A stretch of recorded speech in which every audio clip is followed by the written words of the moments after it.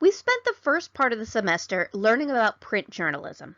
But remember, print is only one way to tell a story.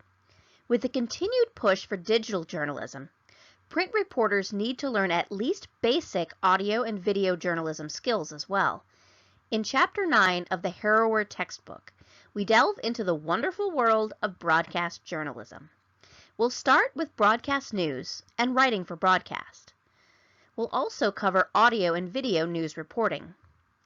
Harrower uses the terms radio and TV, but in this converging media landscape, that isn't as accurate anymore. A podcast isn't really radio, and YouTube isn't really TV, but the people who create the content are still practicing audio and video journalism. Arguably, the term broadcast is also a little outdated and would be more accurately titled electronic media, but we'll keep it because it fits a lot better on the slides.